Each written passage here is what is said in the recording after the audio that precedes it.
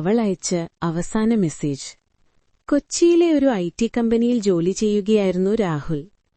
അവന്റെ ജീവിതം വളരെ തിരക്കേറിയതായിരുന്നു. ജോലി, മീറ്റിംഗുകൾ, പ്രോജക്റ്റുകൾ. പക്ഷെ ആ തിരക്കുള്ള ജീവിതത്തിനിടയിൽ അവന്റെ ലോകമായിരുന്നു ഒരാൾ, അമൃത. അവർ കോളേജ് കാലത്ത് കണ്ടുമുട്ടിയവരാണ്. ആദ്യം സുഹൃത്തുക്കൾ, പിന്നെ അവരുടെ സൗഹൃദം പതുക്കെ പ്രണയമായി മാറി. അമൃത വളരെ സ്നേഹമുള്ള പെൺകുട്ടിയായിരുന്നു. അവൾ ചെറിയ കാര്യങ്ങളിലും സന്തോഷം കണ്ടെത്തുന്നവളായിരുന്നു. ഒരു ദിവസം അമൃത പറഞ്ഞു, രാഹുൽ, നമുക്കൊരിക്കൽ കടൽ തീരത്തിരുന്ന് ജീവിതം മുഴുവൻ സംസാരിക്കാമോ? രാഹുൽ ചിരിച്ചു പറഞ്ഞു, നമ്മൾക്ക് സമയം പ്ലെന്റിയുണ്ടല്ലോ, ഒരു ദിവസം തീർച്ചയായും പോകാം.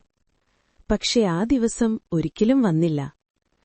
ഒരു ദിവസം അമൃത മറ്റൊരു നഗരത്തിലേക്ക് ജോലിക്ക് പോകേണ്ടി വന്നു.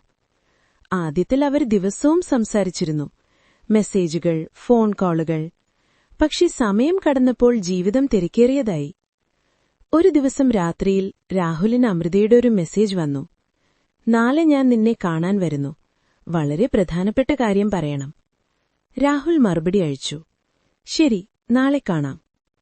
അടുത്ത ദിവസം അവൻ അവളെ കാത്തിരുന്നു. പക്ഷേ അമൃത വന്നില്ല.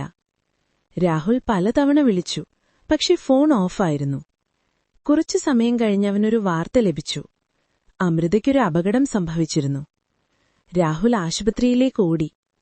പക്ഷെ അവൻ എത്തിയപ്പോൾ അവൾ ഇനി സംസാരിക്കാൻ കഴിയാത്ത നിലയിലായിരുന്നു. ഡോക്ടർമാർ പറഞ്ഞു, അവൾ വളരെ ഗുരുതരമായ അവസ്ഥയിലാണ്.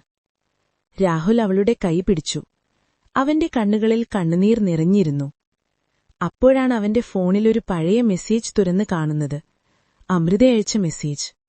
അതിലെഴുതിയിരുന്നത്, രാഹുൽ, ഞാൻ നാളെ നിന്നോടൊരു കാര്യം പറയാൻ വരുന്നു.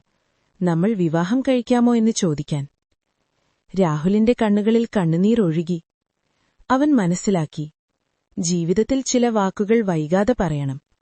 കാരണം ചിലപ്പോൾ നമ്മൾ പറയാതെ വെച്ച പ്രണയം ജീവിതത്തിലെ ഏറ്റവും വലിയ വേദനയായി മാറും.